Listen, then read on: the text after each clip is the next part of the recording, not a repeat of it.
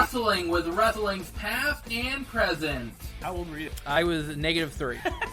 JR is trying to contain Jim Ross. McFlurry, It's Mick Foley. Do you see any of the aggro crag? Was any of that left over? No, unfortunately not. No? I'm taking some of that home. Definitely not is the barn burner that Leaf Cassidy and Tiger Rally Singh was, but we'll leave that there. We digress. God, I hope that storyline ends soon. And 6 to 8 weeks later, they mail you a freaking magnet. Yep. You may know him as the Red Rooster. Is it still real to me? Damn it! He kept making out with his wife. It was weird. So then, I'm waiting for them to put the Selena Vega on a pole match. And I mean, Big E's got Whale performing in his entrance, so I feel like Wale. they would. It's Wale. Wale.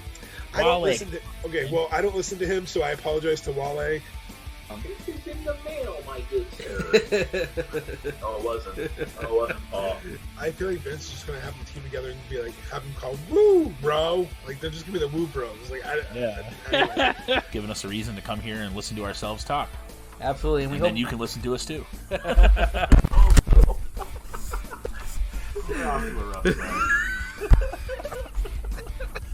Strap on and balls only on wrestling past and present.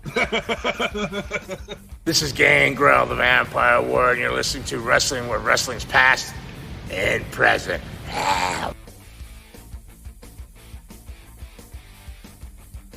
This is Wrestling with Wrestling's Past and Present. I'm Tim Kurt.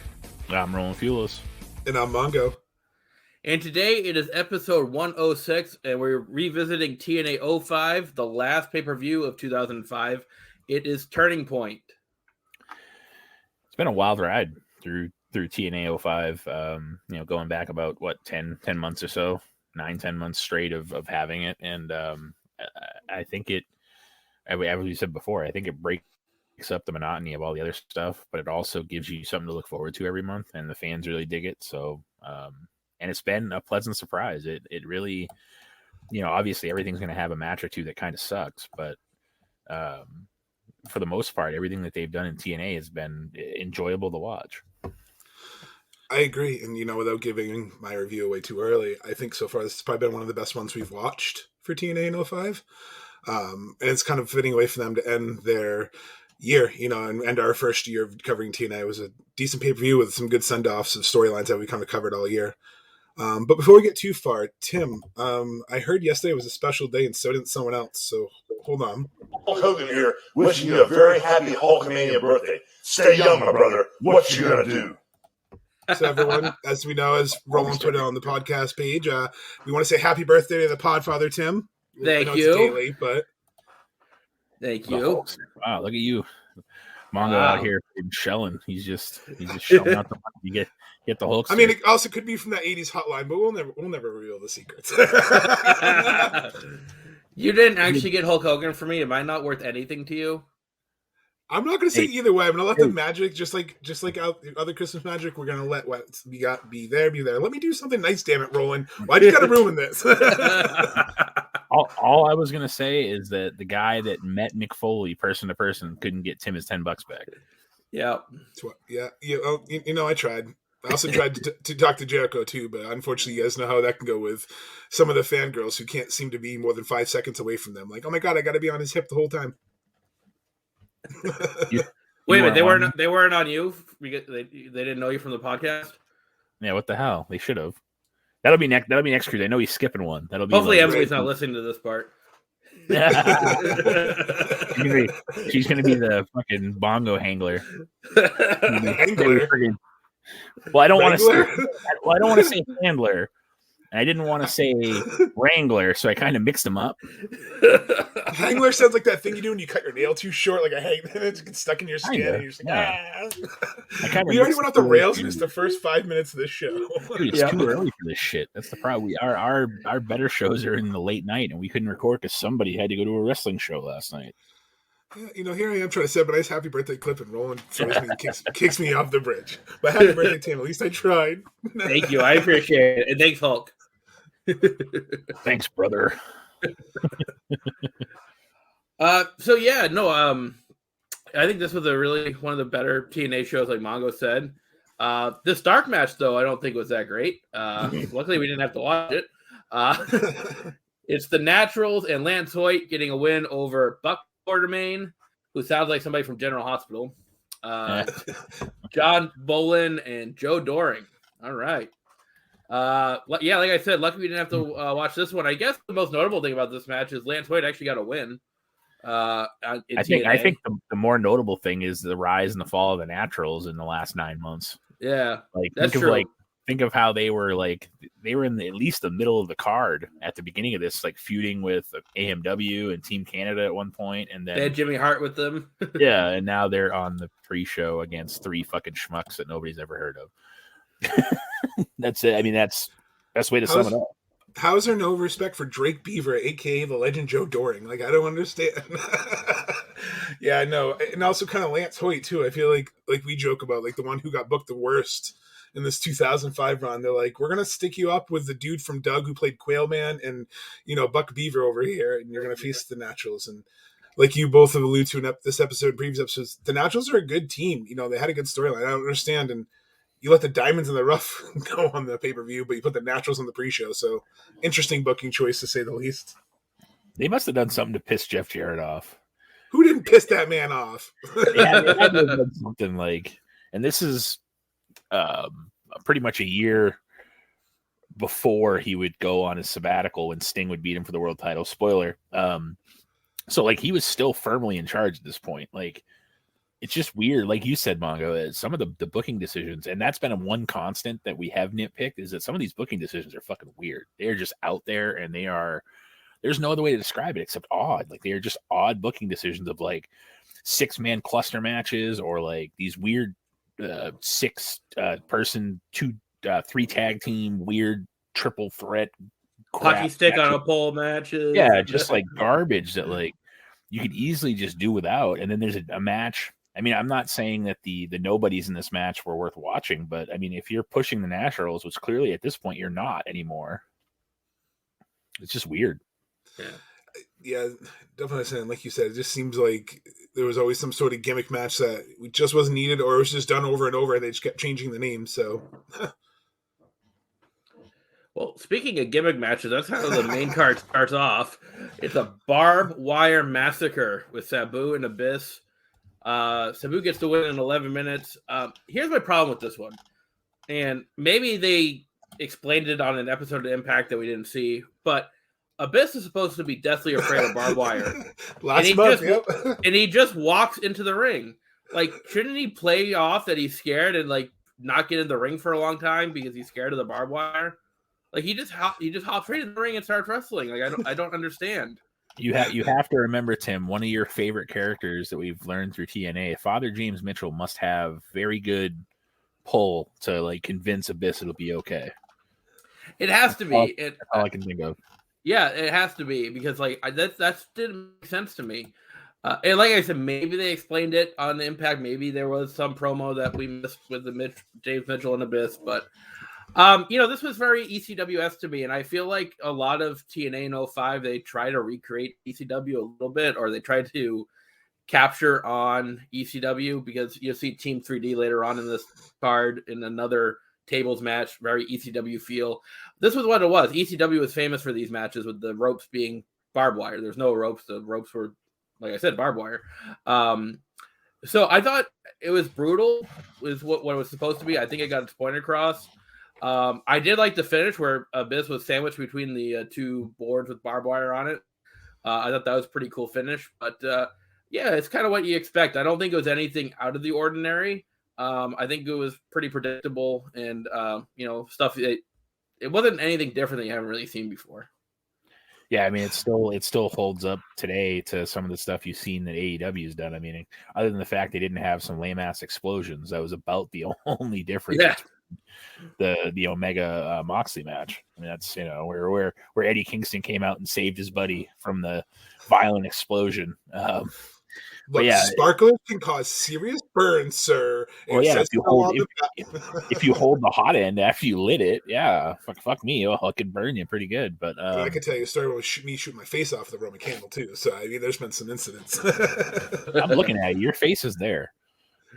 Look, so we're at I'll go back to my note after about Tim, but we're at my buddy Glenn's house. and we're shooting Roman candles off, and I'm not really paying attention, and I light the wick, and for some reason I didn't flip the wick towards the sky like you're supposed to, and I look over at the Roman candle and I see the burning end. I'm like, ah, shit! Like I knew instantly I fucked up. Like I fucked up bad. All of a sudden, poof, hits me in the side of the face. I just drop. Our buddy Glenn comes over, grabs Roman candle. I'm not wasting this, and just shoots it off the sky. Doesn't ask if I'm okay. Doesn't make sure I'm not like burned beyond recognition. Just doesn't want to waste the Roman candle. Shoots it off in the sky. Well, clearly it worked good. I mean, I would assume he was just trying to, I mean, it's not like that stuff's cheap per se. Right. That's all right. Though Karma, unfortunately, almost got back the same night. We had those little missile batteries, and his mom's boyfriend had put it on this 2x4 on a log, and the 2x4 tipped over, so it started shooting at the barn, and the barn was like one of those 1930s barns that, one wrong thing's going to set up a blaze. So we're like, oh, God. So don't play with fire, kids. Yes. That's what I say. Lesson for everyone home. Don't play with fireworks. Leave it to the professionals, because there's been way too many close calls. Very similar situation where this is 12 years ago, 13 years ago. I was still with my ex-wife, and we were doing, I think it was either New Year's or 4th of July. It was one of them, obviously, where you light off fireworks. Hey, yippee skippy. And we had a bunch of, like, what they used to do is, this is the last time we did it too, for good reason, is that we would always clean everything up, and then we would throw it in the fire pit to get rid of it, because, well, we didn't realize, because we were lighting 2 at a time. We always had 2 going at a time. Well, we didn't realize that we had a bunch of duds in there. So as soon as we threw it in the fire, I had same thing as you, Mongo. I had one almost hit me square in the eye. It went right. We're sitting around the fire afterwards, and all of a sudden you hear shh. And we're like, what the hell was that? And then it just starts firing. And I had one go right past my left eye that literally I had char marks like from the tail of it on, like it looked like I had sunglasses on. I was like, oh. Yeah. So don't play with fire, kids. So to go back to my note, I wrote down when I was watching this match, make sure you ask him if he's as confused about Abyss being supposedly afraid of barbed wire, because I thought the same thing when I watched it. I was like, we just covered Bound for Glory, Genesis, and where he was like, I'm afraid of barbed wire, after having the Monsters Ball at Bound for Glory, where he was in had barbed wire involved. So we already explained that contradiction, so where I was a little confused too. Like, so he's afraid of barbed wire. Maybe that's the whole shtick of this match, but he just casually strolls in the ring like he forgets he's supposed to be afraid of barbed wire. Jim Mitchell, I'm telling you, he gave me the old pep talk, and he's like, listen, they might make you into an ice cream sandwich at the end. It'll be fine. Don't worry about it. And he was like, okay. And they made him into a barbed wire ice cream sandwich at the end, and that's how the match ended. Yeah, I mean, I'd say it was a fun match, but I mean, we've seen it, 3 pay-per-views in a row, essentially a hardcore match with Abyss. The only difference is now is the ropes were barbed wire. Well, and it seems like they're running out of ideas for Sabu too. Like, not to cut you off, it just seems like Sabu's kind of running the course. So they're trying to, well, Sabu's a hardcore guy, so what can we do with him? Tim nailed it. They were recreating ECW, and because the next match that comes up is like what TNA was about. This was kind of when they were trying to force you, like, hey, we don't have all the ECW originals because they're over at the E, but we got some, and we're going to show you the same 3 every time. A barbed wire match, but there's barbed wire bias. It just reeked of trying to get those ECW fans, and that's one of the things. It's like with GCW and CCW, all this stuff today. Death matches are such a niche. Like, there's only a certain amount of people who really enjoy death matches. I don't mind them, but as we've discussed on the show, we're not really in favor of them. So it's really hard to always have these on there, because you're only going to get really a select crowd, and then parents of young kids aren't going to let their kids want to watch a pay-per-view that's got a death match on it. So it's very hard to pull off. And I think TNA was very ballsy for so far the first year, almost every pay-per-view having some sort of drastically ECW style hardcore match, because it's kind of a good way to turn off potential viewers for a newer company.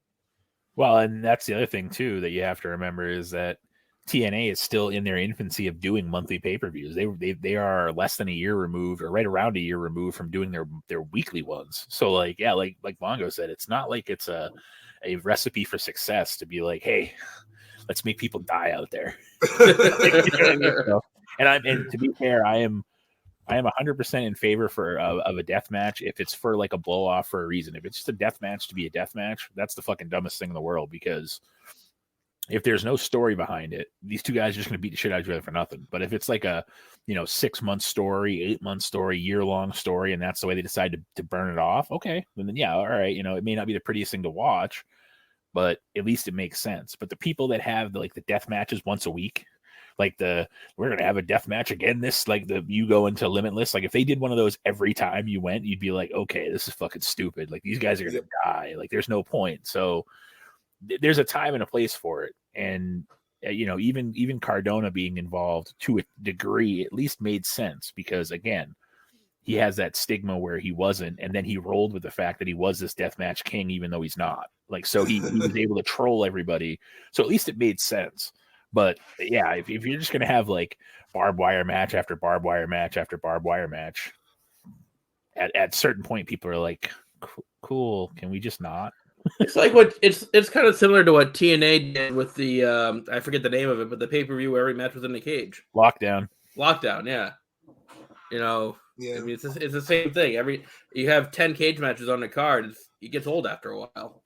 And that's why I don't understand like how WWE thought like when they did the elimination theme chamber pay-per-view, or the Hell in the Cell pay-per-view, how it just doesn't get burned after a while, because like Roland said, you got to have these matches, especially these kind of gimmick matches, be a blow-off, like the Mick Foley Triple H Royal Rumble blow-off, or the cage match at No Way Out.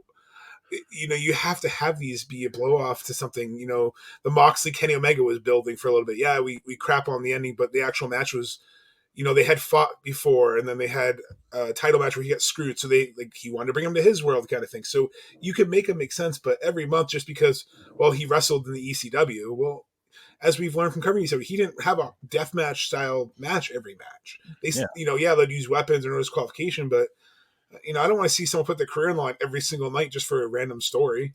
Well, and that's the other thing that makes Sabu special, is that when you go back and watch ECW, you get a better appreciation for the actual wrestling ability he had. Like Mongo said, usually we talk about botchamania and all this stuff because like whatever, but there are times where, you might have, a spot or two, but he actually wrestles a match. It's not a barbed wire massacre, or it's not this random, doesn't need to be their match. So yeah, like I said, it's almost like they literally were just, throwing stuff at the wall to see what would stick at this point with Sabu, because they just didn't have a direction. They didn't want him going for the X Division title, obviously. They didn't want him going, he didn't have a partner at the time, so he wasn't a tag. They just, let's put him with Abyss and see if they can make the crowd go hot for one match. Yeah. Next up is a tag team match. It's an X Division tag team match. You have Austin Aries and Matt Bentley getting a win over Alex Shelley and Roderick Strong in about 8 minutes here. A lot of talent in this match. I mean, this was the heart of TNA. The only thing I don't know, with them being X Division competitors, it's kind of weird to have an X Division tag team match because they're all fighting for the X Division title, and so there's not an X Division tag team title. So that was a little weird. But I thought the match was solid. I mean, there's so much talent in this ring. It could have gone a little bit longer for me, I think. But yeah, other than it being a little weird that there was an X Division tag match, I thought this was pretty good. Yeah, I think that what I took away from this match was that, and I made sure I noted it, was that Strong and Shelley really impressed me in this match. I'm not going to say that the other two didn't, but I'm going to say that Strong and Shelley, they had some great double team moves. The finish was a little bit of a letdown, in all honesty. I mean, it was a super kick, and it was Shawn Michaels' cousin who threw the super kick. So, anyhow, that's unfortunate part of it. The match itself was actually relatively solid, and like Tim said, it's one of those things where we just talked about. If there's no reason to have the match, really, then why are we having the match other than throwing four guys? It could have been a fatal four-way for like a number one contendership. That would have made way more sense because, like Tim said, there's no tag titles in the X Division. They're all going for the same belt. So, but yeah, we were able to see some cool double teams from Roderick Strong and Alex Shelley. So I can't say that it was a bad match because it wasn't. It just, the finish was a little bit lame, and the rest of the match was pretty solid. No, I agree. Three out of the four guys, not including Matt Bentley, were really good in this match. I felt like he's just being forced. Like this year is like we're pushing Shawn Michaels' cousin. We need that name recognition. We're pushing him, and like you said, it was more Shelley and Strong that were shining in this match. Aries was still kind of up and coming, but he had some good moments, like that little corkscrew thing he did.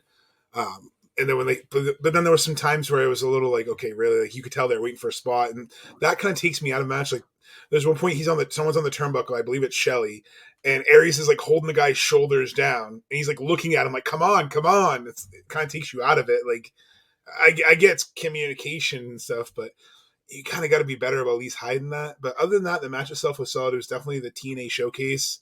I agree with you guys. I know with the X division's their cruiserweight division, using air quotes here, but they were just, like you guys said, it was just thrown together. There was no meaning if it was that was a nail on the head, man. If it was like a number one contendership or even like a ranking system like AEW does to see who's like maybe going to be in line, that's fine. But just to have a tag team, this was just them putting them on the card to showcase their essentially homegrown talent. Before we jump into the next match, can we talk about the awkward Monty Brown promo when he's holding Bob the Builder? Oh, jeez. That's in between this. I know how much Mongo likes Monty Brown, and I just didn't want us to forget about this. Oh, he's a 2-time Super Bowl practice participant. Or he's been on 2 Super Bowl champion. Oh, Mongo's gone. I was like, I'm out of here. No, I'm just kidding. Mongo pounds. He was out here. But yeah, it was funny because I made sure that I noted why was he talking to a Bob the Builder doll? Like what the hell? Tell me that you just like the beginning of the show, like with Abyss and Sabu. Tell me that you don't know what to do with somebody without telling me you don't know what to do with somebody. We're gonna give him a Bob the Builder doll, and he's just gonna talk to it like it's little Jimmy and R-Truth 10 years later. Like what? Yeah, it was. I mean. Monty Brown might be the one thing Bob the Builder can't fix. Period. This is kind of like how Vince, when he finds that one, jacked, muscled guy that he wants to be over, that he tries these awkward promos for. All of that guy who was just fired recently from NXT, the bald guy. I'm trying to think of his name right now. The creepy guy. He had like the Karrion lisp. Kross? No. He had like the lisp and like. He ended up like essentially saying some not very nice things about a certain community, and he got fired because he was seen as a hypocrite. Lars Sullivan. Lars Sullivan, thank you. Yeah, the guy that's the guy where they're trying to push him, and he was terrible. And then you have this where he's like you said, he's talking to a doll, and you're like, oh, and I have to watch him wrestle later. This is gonna be interesting. I just wanted to make sure we threw that in there. I was muted taking a drink, and I was like shouting Lars Sullivan. I was like, Lars Sullivan, Lars Sullivan. Taking a drink, so I made sure I knew I was muted, but I was like, Lars Sullivan. I just couldn't think of his name because clearly he's that memorable. I just remember his awkward promos in NXT, and then think about how many chances that guy got. Even afterwards, they found out how much of a scumbucket he was. They still tried to repackage him. And then they found out more stuff, and they're like, okay, that's enough. Well, same with guys like Heidenreich. I mean, they had him rape Michael Cole. I mean, what else are you implying that he did? Like that's exactly, you're implying that he raped Michael Cole, and they're like, he's just a. If you listen to Bruce Pritchard, like the way McCoy react to that segment, he uses the word uncomfortable more than I think I've ever heard him use in a podcast. So, yeah, there's definitely questionable segments, and I guess sometimes it's a TV show, but we don't need you to allude to certain things because we're good. And is it like Monty Brown's supposed to be a heel? To me, he's doing like the worst job I've ever seen of being a heel. Like he has no charisma. That's like the problem. He's on the practice squad of wrestling too. So he's on the TNA practice squad. Yeah. Oh man. But moving along, we have another match. It's a singles match here between Raven and Chris K. Again, this is the storyline where Larry Zbyszko wants Raven to sign his release so he can get out of his hair, but he doesn't. He refuses. So Larry Zbyszko is trying to bring people that have a past with Raven, or not put him on the card at all. Going back to that 10-man or 12-man, whatever it was, the match where they didn't even put him on. They're like, oh, it's gonna be Raven, and it never never was. This is just a TV storyline. This is meant for Impact. This is not meant for a pay-per-view. Match itself, there's nothing to it. I mean, it's under 6 minutes. Again, it's a TV segment, not a pay-per-view segment. Yeah.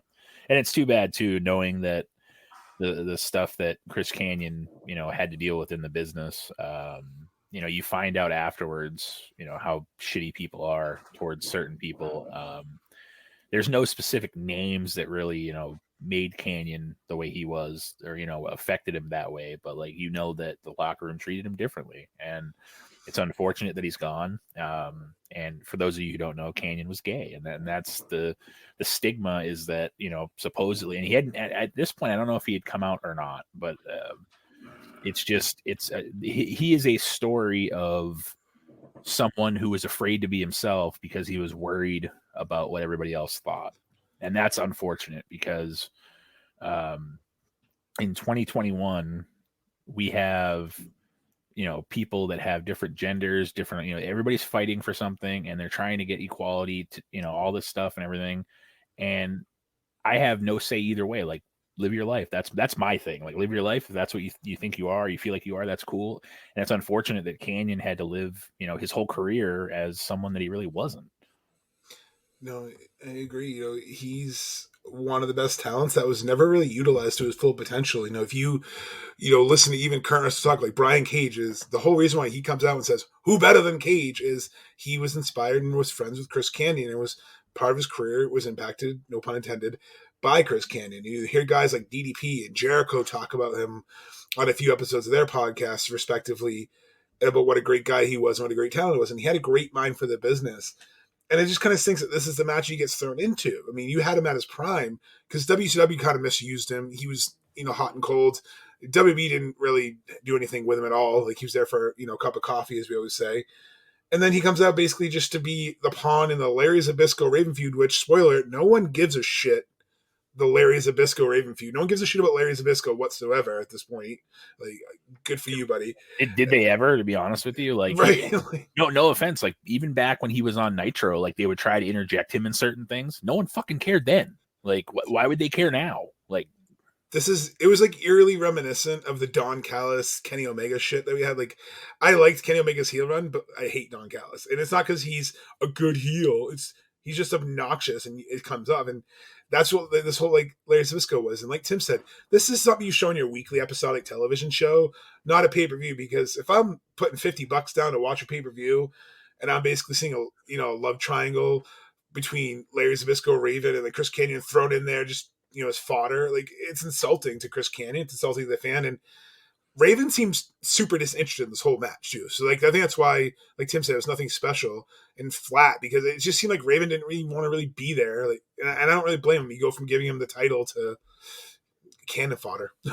Yeah, and you have to wonder too, like, how interested was he? Like you said, he had the title, and I think that surprised a lot of people. But then it's the same thing with Sabu. Once he got the title, nobody knew what to do with him. Mm-hmm. Yeah. Before I get into this next match, I have a question for you guys. Did you ever watch Lamb Chop as a kid? Yes. Unfortunately. Okay. Do you know the theme song to Lamb Chop? This is the song that never ends. Yep. Well, next up is the storyline that never ends. It goes on and on, my friends. Yes. So it's the whole story. Not one, not two, not three, but four live crew. It's 4 live crew now. BG James, Kip James, Conan, and our Ron Killings. He's not our truth yet. They're taking on Team Canada. It's an 8-man tag team match. I mean, this storyline is just, and I'm afraid it's going to keep going because, I mean, the match itself, there's nothing to write home about. Wait, hold on, Tim. Who is in Team Canada? A1 Steak Sauce. He's one of them guys. Bobby Roode, Eric Young, and Petey Williams. Just in case everybody hadn't forgot from the last 8 months, I just want to make sure we just let's go with Scott D'Amore leads the group. He was now the Impact president, ironically enough, or whatever he is. He's still there, but anyways. Yeah. But Cannon turns on BG James, hits the chair shot that allows Team Canada to win. And we have to deal with this more. What? I didn't see that coming. Wait, Stevie Wonder saw that turn coming. No way. Oh God! I mean, this is just. I want it to end. I think I fast forward to a year later when it would be the James Gang turning into VKM when BG cuts the promo and he says, so mind you, this is gonna go on for another fucking year. Anyway, spoiler. It's funny because in that promo, BG was like, we had, going back to 3 Live Crew, we had a black guy, a Mexican, and a crackerjack. He's like, how you guys couldn't do more with that, I don't know. He goes, it writes itself, which it did. And then they decide, well, we got, old Kip Sop here who needs something to do, and who apparently still does stuff in 2021 on AEW TV, which again is a story for another time. I will give AEW credit for letting Hook have his first match. I did not watch it yet. I did hear from somebody who was actually in the show, or at the show, not in the show because he wasn't in the show, but he was at the show. that he was impressed by Hook. So I will say that. Like I said, I have not watched Rampage from Friday yet.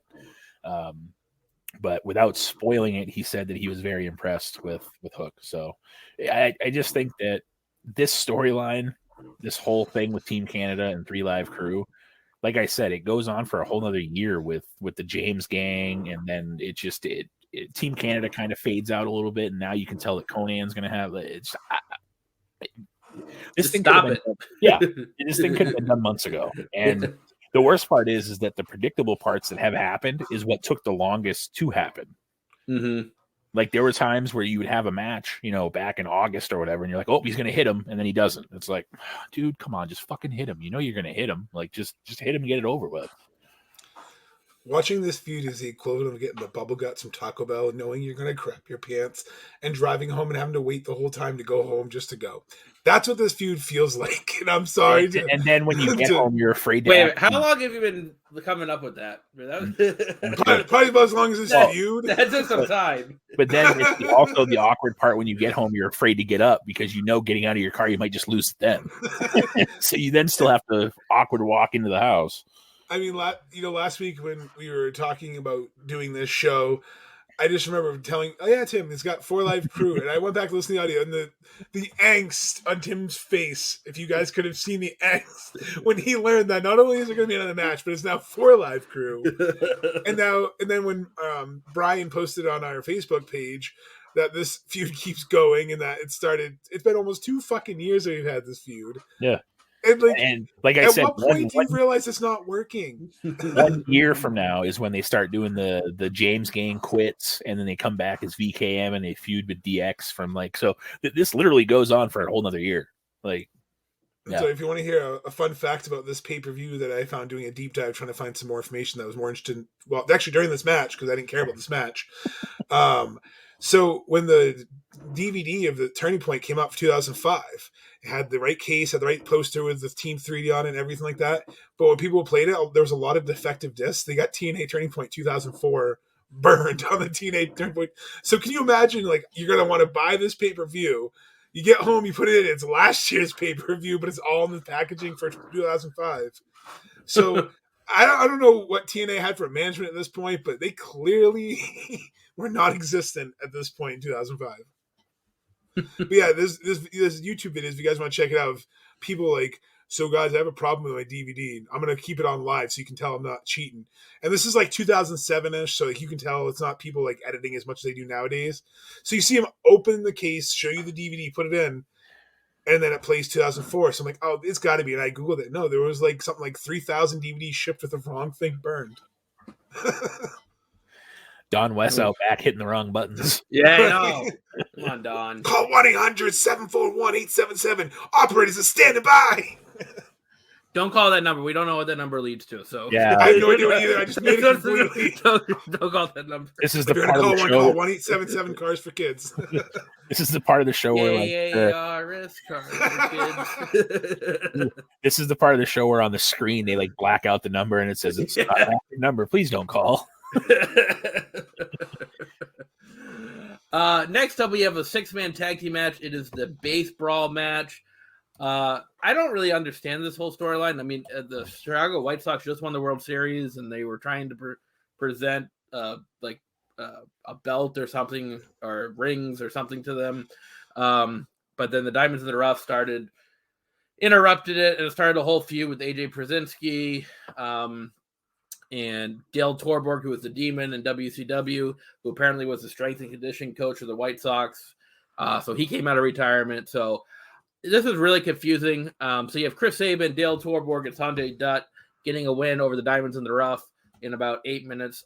The only good thing about this whole thing was Bobby Heenan making an appearance. He was on commentary. Obviously, he wasn't himself. He was just coming after, over his cancer battle.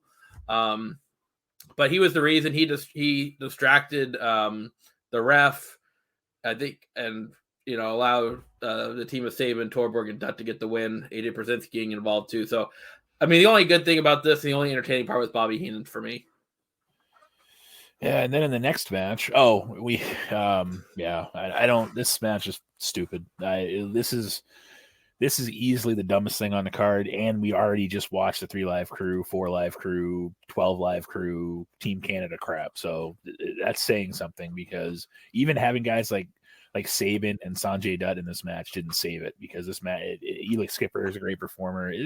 Who gives a shit? Like it's not to the level of like WWE where they hand everybody a championship belt and win a title, and it makes something like this is TNA. And no, like, you mean to tell me that AJ Przinsky wasn't there for the money? Like, clearly they were paying him. That's why he was there. He wasn't there like, I'm a fan. Like, I mean, he was a fan, but like, he wasn't there for nothing. So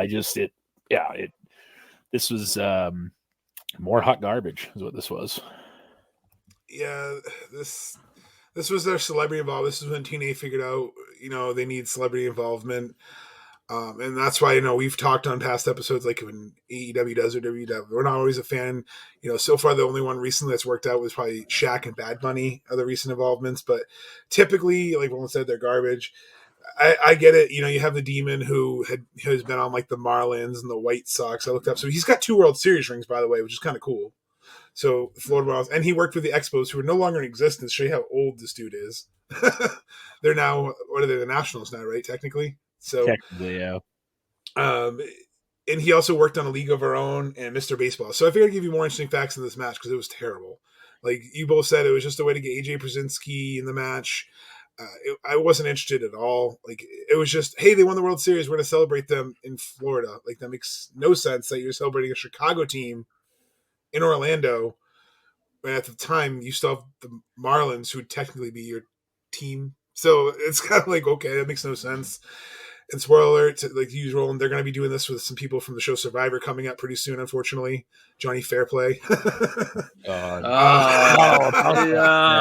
Yeah, I had one. So, starting I remember this. We're going to do TNA 07. We're just going to skip 06. Well, isn't 07 Pac-Man Jones? Yep. I would rather have that. At least he's an athlete. Fairplay is just a jackass. I remember because this is when I really, really got into TNA, because this is when WWE kind of drove me out. Like the beginning of 2006, I kind of got driven out for a while. So I remember this is when I started watching, because they recapped this a lot, and this is kind of a feud for a little bit with AJ Przinsky. Did you just say droven? I meant to say like it drove me out, and I wasn't driven. It's like earlier when yeah, I guess. All I was pointing out is that like we have this thing where we all just make up fucking words. You know what? There's so many lawsuits going on. I feel like we say the wrong word, we're going to get sued. That's I don't true. know how the Demon wasn't sued for literally being Gene Simmons for years and years. Oh, because Kiss was involved in that at one point. That's right. Never mind. That's how it started. And I do like that he came back. What was it? This past Bound for Glory and fought Brian Myers. You guys see that? Oh Jesus! He came back in full Demon garb and fought Brian Myers. He did. Yeah. How old is Dale Torberg at that point? I mean, what's he? Manga, you got it pulled up, right? How old is he 50. now? Wow, really? That's it? I know. I thought he was older, but his picture does not do him justice. I was gonna say, I thought he was 50 then. Yeah, it's crazy if you look up his career too. Because it's that he literally helped Mr. Baseball, which is a criminal underrated movie if you've never seen Mr. Baseball, and then A League of Their Own, which I think it's an overrated movie, but it's a decent movie. I agree with that.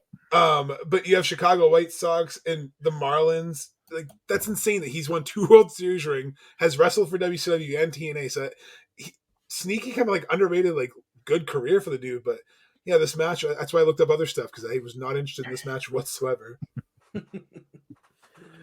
Moving on, we have a singles match to determine the number 1 contender for the NWA World Title. Don't forget we had the awkward promo with Cage before this, who like said something about, what did he say? I wrote it down. Oh, he says that Brown's going to get served. Like, what? It's like, what the hell? What are we doing? That's how he rolls, right? It's 2005, Roland. You got to remember, we were awkward in 2005. Yeah, but like it's Christian. You're not cool to begin with. Like that's here's the thing. Christian was never the level of cool that Edge was for whatever reason. I don't know why. He just never was. He was close at points, but like just never. So for him to be like, he's going to get served, it's like, are you a waiter? Like I don't understand. It's like that awkward dad who's trying to be relatable to his kid, and like, yeet, boys, yeet. That's the word I'm supposed to say, right? And sheesh, is it sheesh that I say? Like trying to be relevant. But no, I agree. Yeah, he just got done talking about hearing his peeps chant his name, Roland. So I mean, clearly he was trying to But yeah, no, it's because Vince But at hated his least- face, wanted him to cut his hair, so he wanted to be cool somewhere else. At least the peeps thing makes sense because that's what he was calling his fans, and he would like look for him. But like the whole serve thing, are you going to serve them peeps? Like, are you? Is this like the ice cream bar thing where like we're going to get a sleeve of peeps when we leave the show? Like, I don't understand. This is when that terrible movie Kicking Old School with Jamie Kennedy came out, No. where it was like a break dancer and he went to a coma. Don't watch the movie, by the way, guys. It's awful. I just give you the entire plot. And I'm pretty sure that's when those like You Got Served movies came. So I think they were trying to capture that, like, that was like the teenage. Like, I'm so glad I wasn't a teenager in 05 because the fact that those dance movies were like so uber popular, it was like, why? And then you have Christian, like, You Got Served. Like, serve, like you said, serving on what? Serving him an ass whooping because he's twice your size. Yeah, you're 100% right. You Got Served came out in 04. So yeah. Oh no, I remember because I remember like we literally had just graduated high school. Wow, we're old, and like that's obviously us in the workforce. And I remember like half my coworkers were like, high schoolers, and they're like, "Oh, have you seen this dance movie?" I'm like, "No, I'm good." Like, "Oh, what are you watching?" I'm like, "You want to watch Freddy vs. Jason again?" Like, I'm going to watch movies I like. I'm all set. Tim, Freddy vs. Jason's a horror movie. No, I'm just kidding. I've heard of it. I've heard of it. I will say that's one thing we've learned doing this podcast is that Tim is way more sheltered when it comes to like movie references. Like Mongo and I will say movie references, and then like Tim will try to like get it, but you can tell he doesn't. So we're like, "Have you seen that?" And he's like, "No." We're like, "Oh man." Well, it was funny because the other day it came up on my Facebook memories. You posted a meme of somebody from Home Alone and Kevin Owens, and I had no idea who it was because I never seen Home Alone. Oh my god! Have you seen it yet? I watched No, it yesterday. I watched 1 and 2 yesterday. They were on Freeform. I watched them last night. So I have in not Tim's seen him office yet. behind him is the Epcot ball. So he's obviously a Disney fan. No, So that's I'm assuming he Carly. has- That's That's Carly's Carly. That's fault. not. Don't. Okay, yeah. but are you still a Disney fan, Tim? I'm Not to low that Carly is. yeah. Okay. No, not the Well, I was level gonna say of that I'm like- assuming you have Disney Plus, is what I was alluding to. I do have Disney Plus. Yes. Home Alone is on Disney Plus. That is your assignment before next week. Is to also was watch on- Home Alone. Okay, so I know for a fact Tim has YouTube TV. Yeah. It was on Freeform yesterday, followed by the second one, Lost in New York. And like I said, I watched both of them yesterday. If you guys think Tim should watch Home Alone, I think you need to Yeah. hashtag Tim watch Home Alone or Home Alone Tim or something. Actually, don't hashtag that, but Wow. It's like the movie Hook. Tim, have you seen the movie Hook? No. All right, Mongo, God. you've seen the movie Hook, right? When they Basically, get the signs for the home run Jack, they have it saying "Run home, Jack." They're yeah. like, "Run home, Jack," and he's like, "Run home," and they're like, "No, switch it around." And then when they get to the home run, they're like, "Yeah." It's the same with your hashtag. You realize it's like, oh, you probably shouldn't say that. Switch it to something Fun else. fact, Jimmy Buffett plays a pirate in that movie? No shit, I didn't even know that. Yeah. it's We're like- way off the rails. This is how. Yeah. This is how Well, we see what important. happens when you have a like, Team Canada match and a freaking baseball match sandwiched together. This is what happens when you have back-to-back shit booking. We get thrown off the rails. Hey, I mean, it is what it is. I mean, at least the people that tune in for this must like current, movie stuff and different things that we discuss. And this is how we end up talking about the current product by accident because like we compare things. So it's not the worst thing in the world. It's not like we're talking about the movie You Got Served for no reason. No. But anyways, But moving on to the match, it's Christian Cage and Mountie Brown. Match was 12.5 minutes. I mean, I guess it was pretty good for as good as a Mountie Brown match could be. By the way, Roland, what's his finishing move? the pounce. My only issue with this is this should have been Christian's debut. He debuted on Impact the week before. So that to me, that kind of spoiled his pay-per-view debut a little bit. Like I would have saved his TNA debut for this match. So that was my little gripe. I mean, it was all right. There was a turnbuckle spot where the pad was exposed. Christian Cage hits the Unprettier and gets the win. But, as far as, I mean, I think it was as good as a Monty Brown match could be. Is the best I could say about it. It was the best way to describe it is it was an average match. It was just an average. Yeah. It was an average match. Nothing real bad. Nothing real good. There was no. The chemistry seemed to be decent. It wasn't that bad. And I know we crap on Monty Brown, but to be honest, in the ring, he's not as bad as we make him seem. He has his moments. Don't get me wrong, but he's not like almost wrestling a match by himself. Like it's not that level of like, oh shit. Like clearly he's a bull in a china shop. But he can at least handle a match with someone who can kind of help, reel him in and follow. Because I would venture to say Christian led this match. He had to have. Oh, absolutely. So that just shows you that he can follow the leader and he can do what he needs to do. And like I said, I'm not going to say that Monty Brown was the worst character ever in wrestling, because there's a shitload more that are worse, that couldn't wrestle, that, no offense to Dale Torborg, his character was one of them. I'm just throwing it out there. His character, the demon thing, was fucking stupid. And Torborg wasn't exactly known for his wrestling abilities either. So if you put those two in a match, it would have been brutal. So that being said, this wasn't, like I said, it was an average match. The finish again was one of those like it wasn't. And then for those of you who don't know, the Unprettier would become the kill switch. So it's still the move he uses today. It's not. It's there's nothing different about it. It's still the same move. He just renamed it. But yeah, it wasn't necessarily boring, but it also wasn't, holy crap, I have to watch this. It was just kind of there, and it was a decent match. Honestly, in comparison to the last two matches, this is a better match. So, like I said, yeah, I should have Monty Brown all the time, but it's more just in fun. Christian helped elevate him, and that's the good thing. When you have a generational talent like Christian or Frankie Kazarian, you have people who can elevate anyone, and it helps because Monty Brown just needed the right people, because this way it was a good way to showcase him. It was a good way to kind of have him showcase his moves but not kind of expose himself too much. It was a good way to make sure Christian could get what he needed to get done.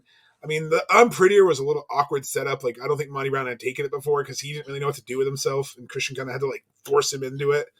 And I know you can say, oh, it's for selling, but you could tell because Monty Brown was like looking up and looking down, like trying to figure out where to put his face.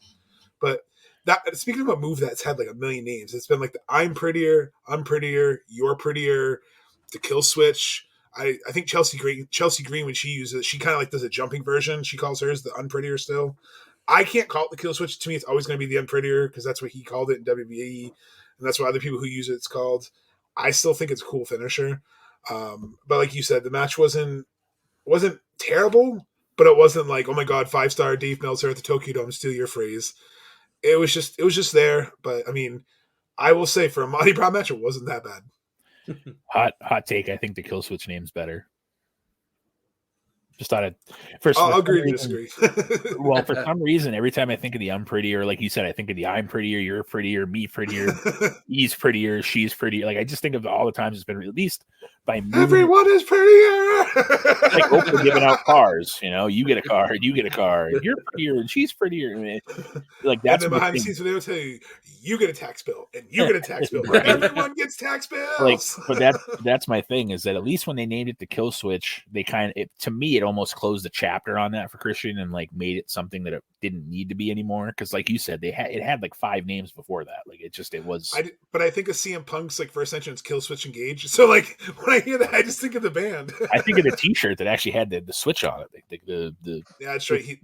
That's another thing. Can we talk about real quick before we get to the next match? TNA had some fire merch, like they had good shirts. And they didn't do just black. So Pro Wrestling Tees, I know you probably don't listen, but other shirts besides black, like I'm wearing my Limitless shirt, it's green.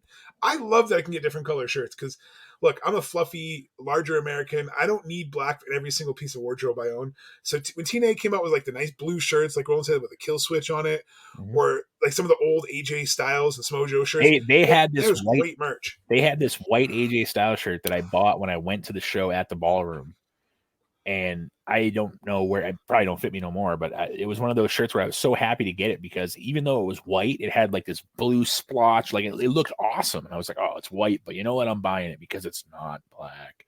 Like I hate anybody that has pets too knows like, why do I want a black shirt when like I sit down on the couch, it turns into like, even if you don't see the hair, somehow it ends up on you. Like you look on the couch and you like brush the couch off, you're like, oh, it looks pretty good. Then you get up and it looks like fucking you sat in someone's hair clippings. Like it's horrible. So, and right now we look so Christmassy right now because we got you two with the red Coca-Cola shirts and me with the green Limitless shirt. yeah, it was funny actually when we first got on. I said that to Tim, like, Tim, we wearing the same shirt. And we were, yep, yes, we are. Well, my shirt has a special meaning to me because this is one of the shirts my wife brought me when I was in rehab. Well, when I was in the hospital before I went to rehab. So this is one of the. Tim's had his for a while because he's a big Coke fan and stuff like that. Not Coca-Cola. I realized right as I said that, I was like, No offense. If you've seen the three of us, we're not into that stuff because we I'm are not way Jeff too- Hardy. I mean, Ooh, that's a bit of a low blow. And all honesty, segueing, we do wish Jeff the best. Yes, Hopefully, absolutely. whatever issues he's got going on, his wife claims he's okay, whatever that means. Some of it could have been he was burned out from doing certain matches and whatever, and he is an older guy now. It's not like he's a spring chicken anymore. So some of these matches where he ends up in the ring for 8, 10, 15 minutes out of whack, maybe they're not the best thing for him. Maybe it could be something as simple as because he had COVID at one point earlier this year too. So it could be something as simple. Everybody that's saying, oh, he has a drug issue or an alcohol issue. Let's not jump the gun yet. Let's just wait, see what happens out of this. Hopefully there's nothing major wrong. Hopefully it's just something as the matches go on, he just can't catch his breath. I mean, maybe that's just the simple point of it. Like the beginning of that match that we see the video footage for, he doesn't look too bad. And then as the match goes on, it gets worse and worse and worse. So hopefully it's something like that where he just, he's having trouble with his lungs. Maybe he can't catch his breath and, his stamina is not where it needs to be because he did have COVID. Let's just hope that that's what it is and it's nothing more. And if it is more, let's hope that he does get the help he needs. Because I don't know about you, but this to me sets up the chance for us to have Jeff Hardy and Darby Allin finally. And I'm excited at the just the fact that now it can physically happen. It could, before there was no way it could happen. Now there's a chance that it could. So my thing is, obviously we want him to get better. Whatever he's dealing with mentally, physically, if it's an addiction, if it's burnout, whatever. As the human, we want Jeff Hardy to get better. But my problem is everyone who's basically trashing him on the way out now on the internet and defending WWE, and I get called out on my Twitter. So go ahead and you can at me WWPAP Mongo.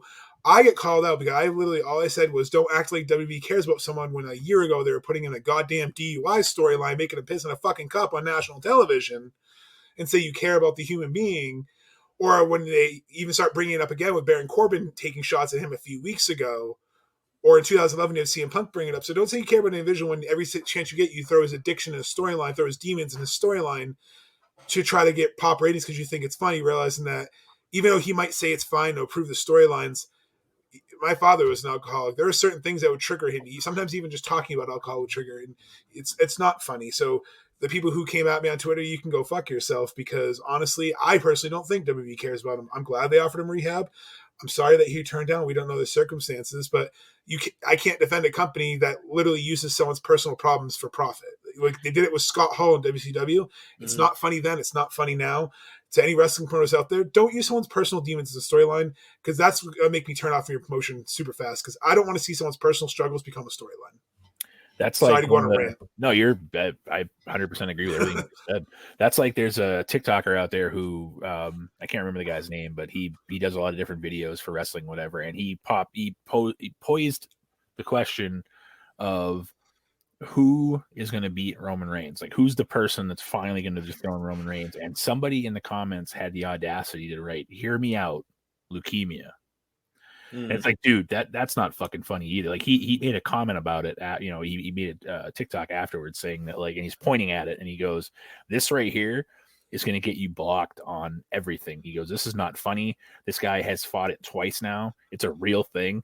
Like we're talking about a produced sport, a predetermined produced sport for fans to watch for entertainment. And this is real life." And he's pointing at it the whole time saying, he goes, this shit right here, whoever thinks this is funny needs to reevaluate their life. So like it's the same thing along those lines of, the Jeff Hardy stuff. It's like, okay, so if he has fallen back into his issues, like Mongo said, it doesn't take much if you're an alcoholic for shit to make you go the wrong way. It doesn't take, you have to remember that it's just like any other, addiction that you're never not an alcoholic. Like I haven't had a beer in 3 years. I'm recovered. It's like, no, you're recovering. You're still on the end of it. And all it takes is, one person to be like, "Hey, you want a beer?" And you to go, "Yeah, you know what, I do." And then you just spiral again. So, like I said, let's not jump to any conclusions that, Jeff, fell off the wagon, that he's on, any other drugs or alcohol or whatever. Let's just wait and see how this plays out. And just for once in everybody's lives, let's focus on the person, not the character. And let's hope that the family man, Jeff Hardy, can get whatever's wrong, whether it's COVID, whether it's alcohol, whether it's whatever. Let's hope that he can be better for not only himself but his family. Yeah, absolutely. We just wish the best for Jeff. I don't want to just apologize for my comment. I didn't mean anything by it. I was just kind of joking and stuff like that. So no, and I'm glad that you said something, honestly, though, because I probably would have forgot to say what I wanted to say, and Mono got a good chance to say what he had to say. And I just, that's the other thing too, is that we don't just cover a show from 05, that we, sometimes we go off on a tangent and it needs to be said. And that, whether it's a hot take or not, like Mongo, I'll tweet at me. Go ahead. Like that's, we're not going to shy away from our beliefs and our thoughts. And that's what this podcast does, is it gives us a platform to project our thoughts, and whether they're yours, mine, whoever's, they're out there now. And now, 5 months, 6 months from now, if it comes back that it was COVID and it wasn't alcohol and he was just burned out, I can be like, told you, dumbasses, you should have just waited. Well, hopefully that's what happens. If not, hopefully he gets help and he's better. And like I said, I'm intrigued by the thought of having actually being able to have a Jeff Hardy Darby Allin match before Jeff's out of his prime. I know he's on the back end of it, but it'd be nice to have them have, maybe a series of matches or something to see those two face each other. Moving along, though, back to Turning Point. Our next match is a tables match. You have Team 3D getting a win over America's Most Wanted in just under 10 minutes or so. Again, harking on my point earlier, trying to recreate or trying to garner to the ECW audience here. It was a very ECW style match where, both teams were fighting outside the ring, inside the ring. This was not for the titles. This was just a revenge match. It's pretty entertaining, I guess. I mean, it's just, but it's nothing. There was nothing different about it to me.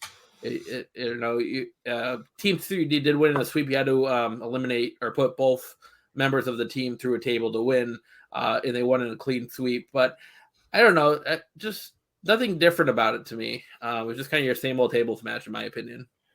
Yeah, it kind of, to me, felt like it kind of lacked violence to a degree. Like it wasn't like the beginning of the show where we're like, ooh, barbed wire and all this stuff and everything. Like, there didn't really seem to be any blood in the match, and you're putting guys through tables and all this stuff. So like it just seemed like an awkward match. And I get it was a revenge match because earlier they had, buried the career, had the funeral and whatever for Team 3D and whatnot. But it seemed, it almost felt like this was like a match you'd see at a house show. Like it just felt weird. I don't know why, but it wasn't a terrible match. Again, it just didn't really do much for me. They had no chemistry. You could just feel it. There was just, it was very flat, and yeah, they're saved, but the way they saved each other from table spots were just so like rehearsed and timed. Like they'd be up on the rope suplex and Devon would just walk in and casually pull the table away. And can we just talk about the death sentence where they put Storm through the table? What a terrible move! Like he's like holding him awkwardly at his chest before he gets, and then his like head like goes to the table on his back, and like it just looked, one, it looks painful, and two, it just looks sloppy. And then he legitimately got hurt with that. Yeah. I believe it. Just like his head smashed the corner of that table. Yeah. I mean, well, not the corner, but like the front lip of the table, I should say. And then when they do the 3D or whatever they're calling it in TNA at the point where they like kind of put him through, but he's like has his hands down like this because he's afraid to take the table bump with his belly. It just looks sloppy, and this is essentially their pay-per-view debut for 3D, right? Because they showed up at the last pay-per-view. I was gonna say we haven't seen him on pay-per-view yet, really, have we? Yeah. I don't remember. Yeah, they were not in the official. I think it's match, like match. Right. Okay. Yeah. But yeah, it was just like you say again. Like you could have a different debut. They could just have a regular tag match because I know it's what they're known for. But you have a chance to bring him in. To at this point, they had a really hot WB run for the past 3 years. Bring them in. I remember they came in when they first came in. They had all the belts at one point. Hold them up on national television. They had like trash bags full of belts, and they're just pulling them out one by one, show all the belts they won. You could have had them come in and say, we're the most dominant tag team. We're here to elevate this division, and we're here to prove we're the best. Not put them in a random table match with America's Most Wanted just because. Next up is a singles match for the TNA X Division Championship. You have Samoa Joe getting a win over AJ Styles to become the new champion by technical submission. in about 19 minutes. This is the best match on the card to me by far. Absolutely. It showcased both guys' talent and their ability in the ring. They each had their own time to showcase what they could do. I think it elevated Joe as this undefeated monster still, but it didn't diminish AJ at all. So I think they did this perfectly. This is I know we have one more match to discuss, but this is the one match I think you have to watch out of this pay-per-view if you just had to watch one match. Can't say enough good things about it. It was really good. This is the exact opposite of everything on the card so far. This is something that I could talk about we could have covered this match, and spots in this match could have been the whole podcast. That's how good this match was. This match was phenomenal. And that pun intended, no pun intended. This was easily one of the top 3 TNA matches we've ever seen. And ironically enough, AJ is pretty much in every one of them. So I was going to say, I mean, we've covered 8 TNA pay-per-views this year. And I kind of went back to look, and out of every single one, we've said the same thing. The AJ match was the best match on the card. What a fucking year AJ had in 2005. You know, like storyline-wise, maybe he wasn't putting the storylines. Him and Samoa Joe showed why they were, you know, you have the 4 pillars of AEW. These were 2 of the pillars of TNA. And this showed why, like Tim said, it elevated both men in ways that you knew they were going to have monster years. Even back then, I knew they were going to have a monster year. I remember watching this match live and seeing how brutal Samoa Joe was. The crazy false finishes, even the finish itself, when he just slips in the coquina clutch, like right at the end after the start, like it was so fluid and their chemistry showed, and it just made Samoa Joe look even more like a monster. You know, he's run through Liger now. He's beaten the best of the best. He's beaten AJ Styles. He's beaten Christopher Daniels. He was legitimately, like, they had their Goldberg, but with talent. You know, they had their undefeated streak with someone who, I remember seeing Samoa Joe, you're like, who the fuck's going to beat this guy? Like, you didn't know who's going to beat him. It's like, if AJ Styles can't retain his championship against him, who is going to stop him? And that's what this match did. It told such a great story. Honestly, out of all the AJ Styles matches, this was the best one of the year. And, I mean, I still can't say it's my top AJ Styles match of all time, but I would say of the year we've covered this year, it's this match. Yeah. Let's not forget that after the match, Joe picks up AJ and then hits him with the belt. Daniels has to come out and make the save, too. Let's make sure we add that, because I'm sure that will continue into the future. So we're recovering 06 next year. I just want to make sure that everything, we tie up the loose ends. So, Daniels had to make the save. So, Joe held him, picked him up as if he was going to, raise his hand and wax him with the belt. And then he gets a chair and tries to do the muscle buster on the chair. And that's when Daniels comes out and makes the save. So we have made it to our main event. It's the NWA World Heavyweight Championship match. Jeff Jarrett's going to retain against Rhino in about 17 and a half minutes here. Full disclosure here, I fell asleep during this match. So I apologize. I don't really have much of an opinion on this one. But it just goes to show you, I mean, nothing can top what we just covered, I don't think. All right. So it just goes, like I said, I mean, the X Division match should have been the main event, I think. I know it's not your top tier title or anything like that. And I know old school is you have to have the world title go on last. But I mean, I just, comparatively, this match really just, I didn't have any interest in it because of what I just saw with the X Division match. Well, I think the only reason this match went on last was because they teased Sting. Yeah. I think that's the only reason, because like you said, this match, no offense to Rhino or JEFF, JARRETT,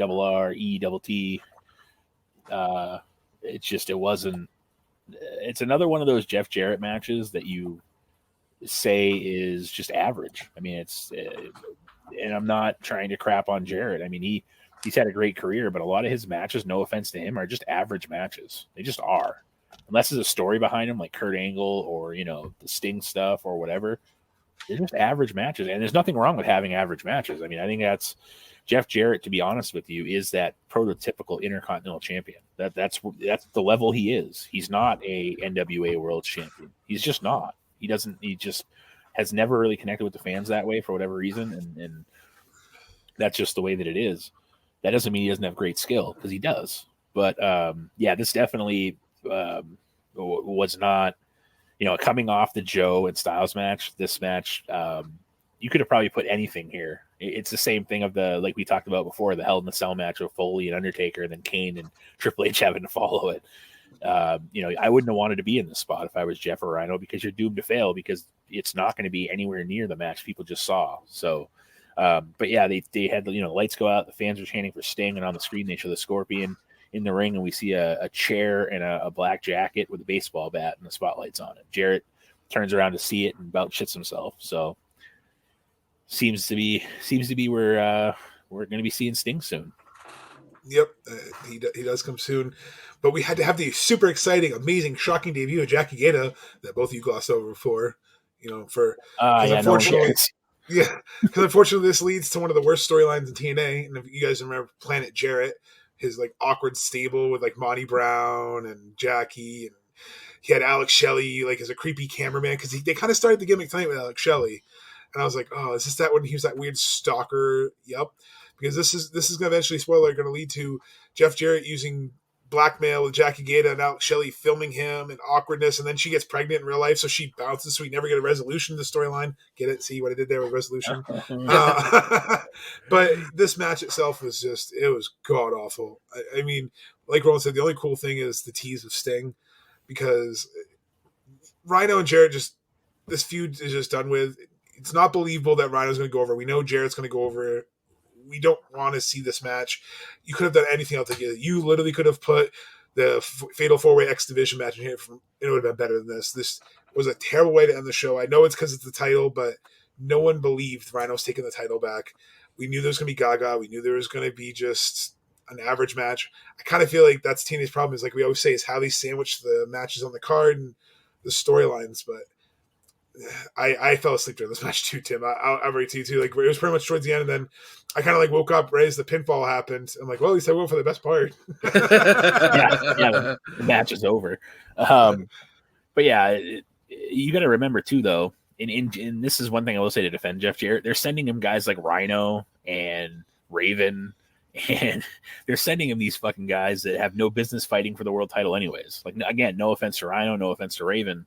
They're not on that level. They're just not. And I get they're a name. They're a popular name, yes. But has Rhino ever won a title in WWE that was more than like a tag title or a mid-card title?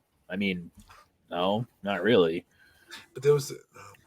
That's what I'm saying. Oh, no, there was... that was Hurricane. That's what I'm saying. Like, and Raven's the same way. I mean, he never... the time he was in WCW with the Flock, what did he win? Nothing.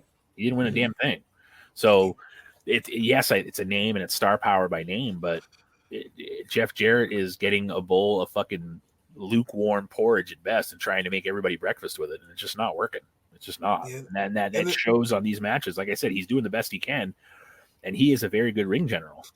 But again, it's like being in the ring with Omos. You just know it's not going to be a good match, because it's just not.